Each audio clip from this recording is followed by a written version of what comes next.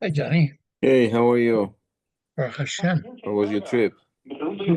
I just got home. Yeah, I figure. Yeah, You had a good trip? very good. Good, Went for a good. wedding, so it was good. Oh, that's always good. Yeah, sure.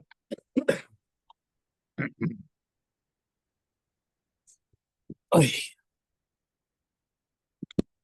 Are we finishing off today? What? Are we finishing off? What's off are we on? 1 second. We are on. I'll give you a second. Um, Einwurf 76.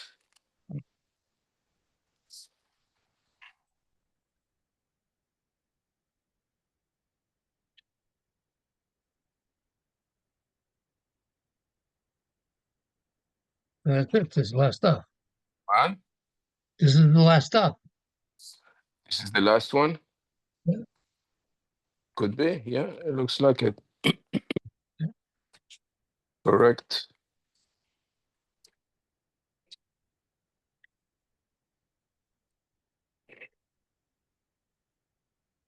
Are you going back to Israel for the Chagim? I'm going back day after Rosh Hashanah. Yeah. I'll be there Yom Kippur, Sukkot, and on. Very good. Very good.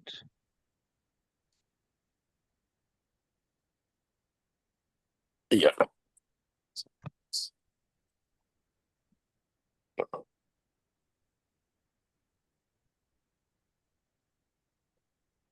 How are you, Johnny? Hey, hi. How are you? Okay. Handsome. Well, What's doing? Everything okay? nothing much. You okay? Same old, No, same old. no news is news. Your granddaughter arrived safe? Yeah. Got in the 6 o'clock Israel time today. Okay, that's good. Fine. Yeah, they had yesterday they had two flights, the 2 o'clock and 6 o'clock. Okay. She was lucky. She got an empty seat next to her Oh, wow. on El Al, yeah. I see you can organize things. What's that? What I told you the other day, I said to you, David Rubin was very happy. About what? What you got him, the ticket that you got for him. Oh.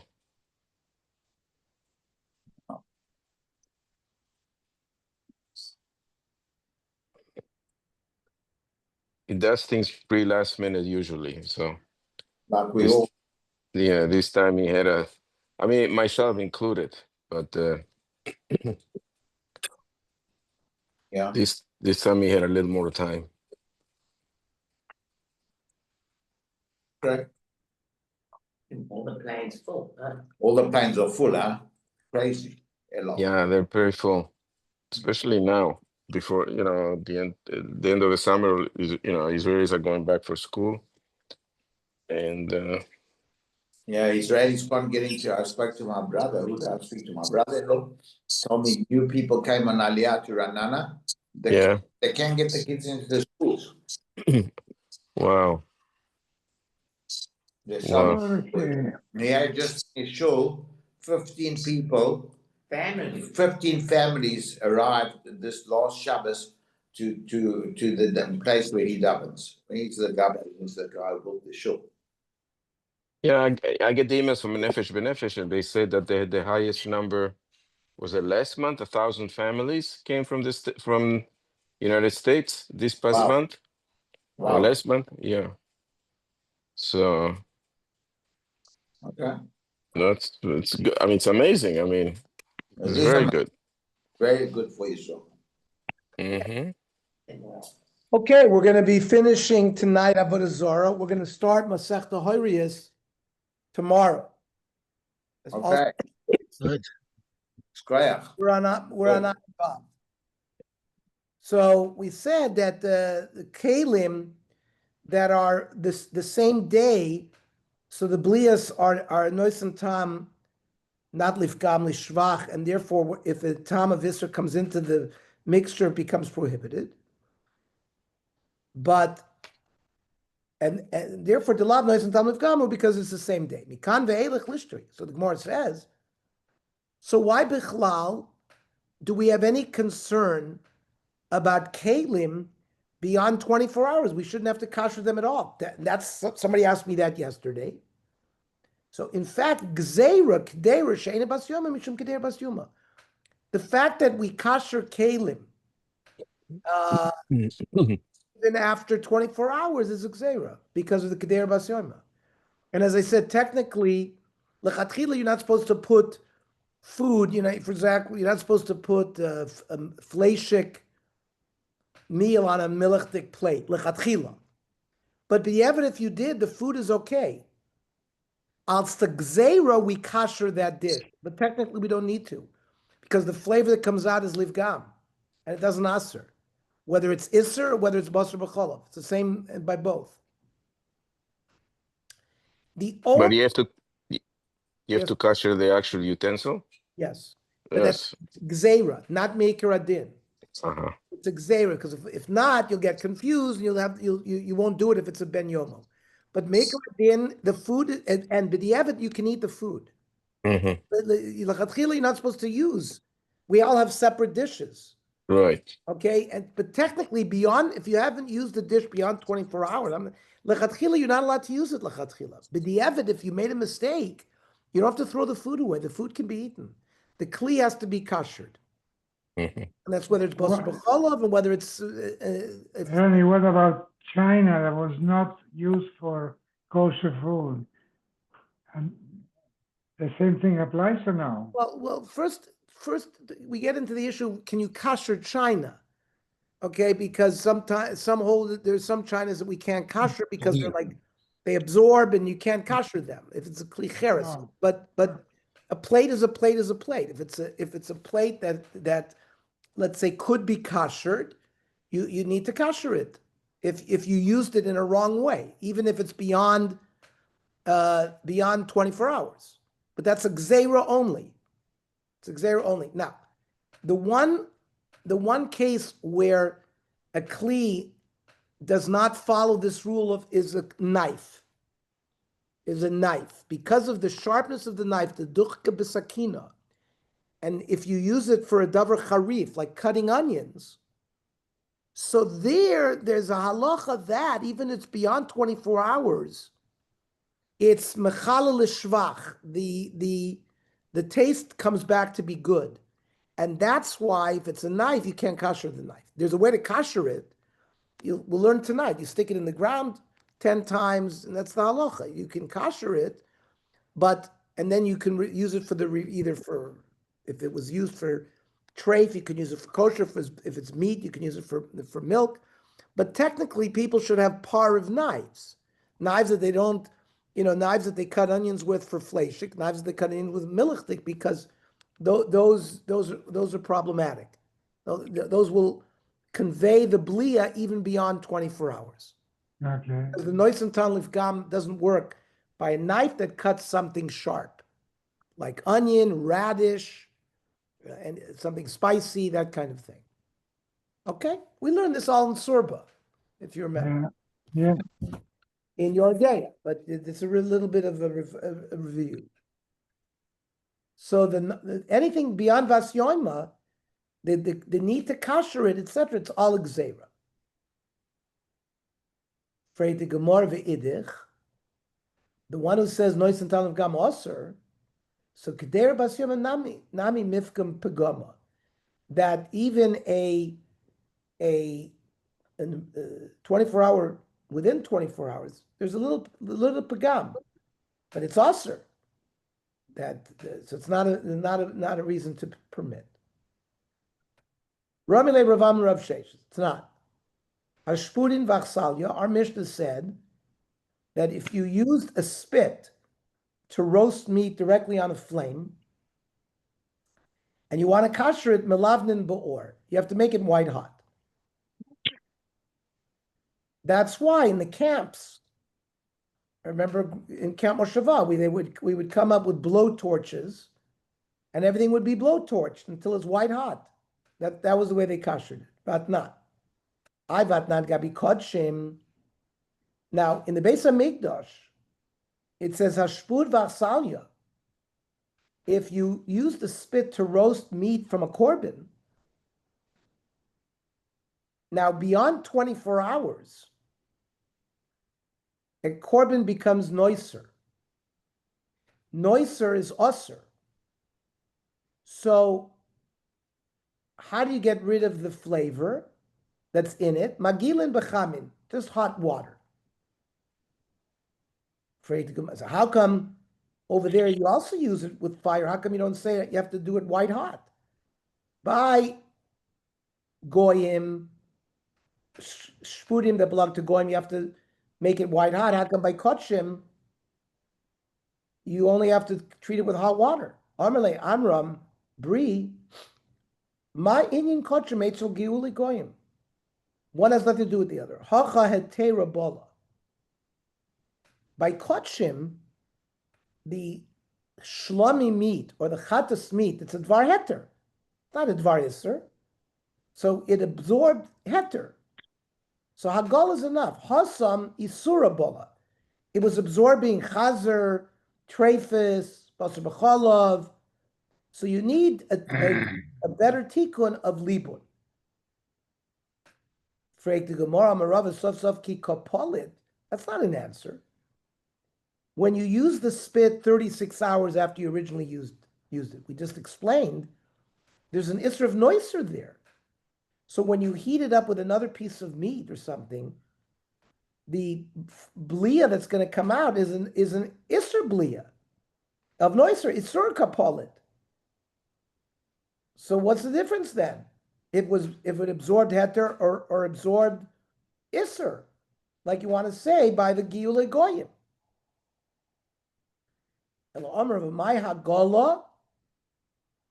Nami. That which we Nami l'shtifu marika. That which we say by kotshim, that it needs hagola, it means rinsing it. Rinse shtifa marika has because it says in pasuk umorat v'shutaf b'moyim, and that's addition to libun. That means you have to do it white hot and you have to wash it very well. So you need both by kotshim. By midami. Why do you call marika ushtifa hagala? Hagala is using hot water, but shtifa marika is bitzoyne. All you have to do is wash it with cold. V'hagala b'chamin. So the Torah that says morak v'shutaf, you can't teach it to mean hagala. Well, now we have a problem. Why is there a difference that by giyule goyim you need to make the spit white hot, and by the kotshim it's enough hagala? El Amar Abaya gidla alav ru'u. Each Mishnah teaches something about the other Mishnah. Tana hacha libun, v'hu adin hagala. Again, it requires libun, and it requires hagala. Tana asam hagala v'adin libun. By kotshim it says hagala and also libun, but not. It needs hot water. Why don't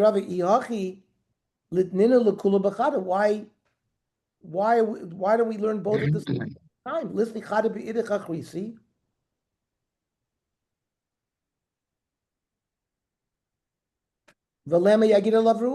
and use the sword and didn't say that. So you know why you don't need libun by kotshim? Dam Rav Nachman Ravua ha'amar kol yom v'yom nasa giu l'chaveru. You know, today in the Beis HaMikdash they cooked a chatas. The next day they used the same spit and they cooked a shlomim. So it doesn't become noiser. They're using it every day, cooking, and it goes from one cooking to another cooking, never allowing it to become noiser. Tinich b'shlamim. So that works by shlamim shekivan dilishne yomim b'sir achli. Shlamim you're allowed to eat it for 2 days. So mekamid in the havi noiser kahavi giyul. because before it becomes noiser beyond 2 days, the kli already gives over its heter when you cook it the next day. Elachatas can only be eaten for 24 hours. Kivan shliyom v'layla misakla. Beyond that, if you're going to cook mavashal ba'idna, chatas avi noiser. The chatas beyond 24 hours, if you're going to cook, is noiser. So kiyod mavashal b'lamachor shlamim chatas kapolit hanoiser shlchatnes da'idna. Ba'chatas u'shlamim. The noiser flavor comes out to the chatas shlamim you cook tomorrow. Amri loy tzricha. So in a chanam, it only works that you cook it within a chatas today. Tomorrow you also cook a chatas before it becomes nicer. Or shlami. So the flavor comes out bo bayom and chatas shemachu shlamim shalesmal b'adi adari kashol in zman. The chatas and the shlamim sort of end their zman at the same time. And then v'hodem ravashal shlamim. Then you cook the new shlamim tomorrow. And the b'sar chadas of machar is absorbed in that kli. It's all heter, not isser. Bihachi. So if you're telling me every day the flavor of the meat comes out and it has not become noiser, then hagola nami lulaboy. So what do you need hagola for? Kasha. So the way Rav explained, we can't answer it. Rav Papa Omar gives a different reconciliation between the stira that we learned by a spit of goyim require libun, but the spit of kochim is hagola alone. That means, the cooking of goyim, they don't always use that kli, korid. So the food sort of gets hardened and stick there, and therefore in order to clean it, you need libun. Those kalim in the basement are being cooked all the time, loy korid. It doesn't become sticky and you don't need libun there. That's the way Rav Papa learns. Rav Ashi Omer Lo'ilam Kedamiran B'Ikara, the way Rav Sheshis explained. And where we said Hacha Hetei Rabola, in the base of Midrash, it never absorbs Isser, and by Goyim Hachi Surbola. Udika Kashdilach, you had a problem to be eaten the Kapolit, Isur Kapolit, that even by Kotchim, if you're going to use it the next day beyond 24 hours, it's going to be noiser. It's also Isser. The eaten the Kapolit lo Isser Isur Be'ene. Yeah. It's only the flavor of noiser. You don't have a piece of noiser be'en in physical existence, only the flavor. That because of tam alone, we're not machmir. Ad kama malabnin. What's the shear? How white hot do you have to get it? On Rav Mani, ad shetasher kliposim, sort of a little thin layer of the metal has to peel off. B'ketzad magilin. How do you do kashering in hot water? On Ravuna, yorektana betoch yorgdela. You take a small pot and you put it into a big cauldron that's with boiling water. Rav Akve, hahu duda davebe rakvai. They had a certain cauldron that was in the house of Rav Akve that they wanted to be masher. Ahadir. No. Yoregedoila mai. So how do you kasher the big cauldron? You don't have a cauldron to put it in. It's the biggest cauldron. Toshma. There was a big cauldron in the house of Rav Akva. He wanted to kasher it. He took some dough, put it around the lip of the pot. And they filled it up all the way to the top, and they boiled it so that the water overflowed the top. That's how they kasher a big cauldron. Amarava. Boy, that was really smart. He loved Rav Akva the Gavarabahu. If it wasn't for Rav Akva, was a big man, because Ksovar keboiloi kach poltoi, just like a pot absorbs, that's how you get rid of it. So if a pot absorbs it through hot water, that's how you get rid of it. Ma boiloi benitzoitzois, the lip of a big cauldron. You don't really cook food there. It's just sort of the drops small drops that flow over it. So the same thing with these little bit of water that overflows has the same ability to remove the Isser. We talked about knives, sakin, shape v'hitoira. You use like what's it like sandpaper. Rashi says.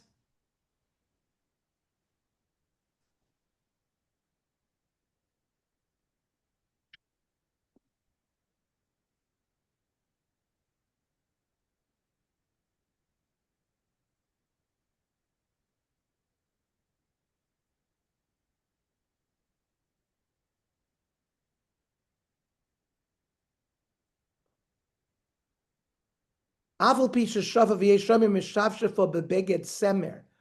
use a cloth that's not smooth, and that's how you get the fat off the knife. But that's not enough. You got to stick the knife, even though you sanded it, and stick it in the ground 10 times. It has to be very hard ground. And the knife has to be smooth without any cracks. Otherwise, it won't work. You can stick it in the ground 10 times. That's how you kasher it. And that's how the Shulchan Aruch brings it. By a fleshik knife, you want to make it milachik, that's what you do. Or if you buy a knife from a goy. When it says stick it 10 times, one after the other? That's how one after another. So let me read you the Shulchan Aruch. This is your day at Kuf Chafal. Halokech sakim min agoy. You buy a knife from a goy. In Bali hishtamish ba b'tzone. If you're going to use it for cold, the ein besakin gumos, and there's no cracks, no atza eser pamim b'karka kosher. You take the knife, stick it in the ground 10 times. V'chol ne'itzu b'karka kosher. V'lachein tzarach linotz b'mokam acher mishnot tchila. It can't be in the same hole in the ground. You got to go to 10 different grounds to stick it in. V'dai be'echsher zeh kedei lachtoch bo afilu davar charif. And that's enough, even if you're going to cut something sharp.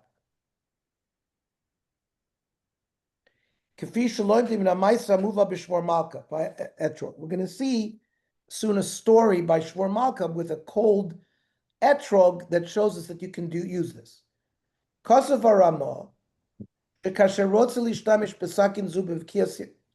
If you want to use this knife all the time, yagilena, you must kasher it in hot water. Like you do all other kelim. So that means what the Ramah is telling it, if it's a one-time usage, you're on a camping trip, and you have no alternative, and you're only going to use it once, you could rely on this thing about sticking it in the ground. But if you're going to use this knife b'kvias, you need to do hagala. Im yesh besakin gumos, so listen carefully. If the knife has cracks, or you want to use the knife with something hot, melavna be'esh, you have to white hot, or mashchiza heitev, where you have to sort of like sharpen it. Because of our mosheyesh omrim, shashchaza mo'ila rak l'tzoyne. Like it's like using sandpaper, but the Ramos brings a yesham that says it's only good for cold, for lo l'chamin. V'chein nog l'chatchila. That's how you have to, unless it's hefsed meruba, you have to nog l'chatchila. You can't use hagola. V'im libin asakin v'lo igila. What if you white-hotted it without hagola? Or igila v'lo v'niv? Or you stuck it in hot water, but you didn't white-hot it, v'ein bagumos? Lo nesar ha'oichel shechoitech basakin. The food remains kosher. Afilu hasakin bas yoima. Even the sakin is a day old. It's within the 24 hours. V'meshchiza heitev, but if you used sandpaper, v'higila, and you boiled it, moil afilu chatchila, you could use it l'chatchilim, yachol in a kosa gumo shaba. If you can, that we're talking about if it's cracked. Even if you can get at the cracks, you can do it that way. Okay, so those are all the dinim of a knife. Tanya ma'achi, sakin yafa shem bagumos, noatzas are panim b'karka. Omer v'una bredi Rav Shua, lechol botzonim, to eat cold, you just have to use hashchaza, which is like I told you, like sandpaper. Ki ha de Mar Yehuda ubati Bartuva. Mar Yehuda and Bati Bartuva have Yosri Kamei Shvor Malka. We're visiting the Persian king Shvor Malka. Aisul Kamayu Etrog. They brought him an etrog, which is something cold. Posak Shvor Malka cut it. The ochani menu. He used the knife and cut the etrog and ate from it. Posak, he cut another piece. Fa'avli lebati Bartuva. Gave it to Bati Bartuva. Then Then they stuck the knife 10 times in the ground before they gave it to Mar Yehuda. Then Posak Havle, the Mar Yehuda. Then they cut another piece of the etrog, gave it to Mar Yehuda. Because Mar Yehuda didn't want to eat something that's treif. What do you mean? I'm also Jewish. Why didn't you keep me away from this? Or why didn't you stick it in the ground 10 times? Ernie, you're going to finish this or you're going to Okay. So we'll stop here until we do the seal. Yeah. The very interesting piece of Gemara, this end of it. Yeah. It's famous. And I just heard also that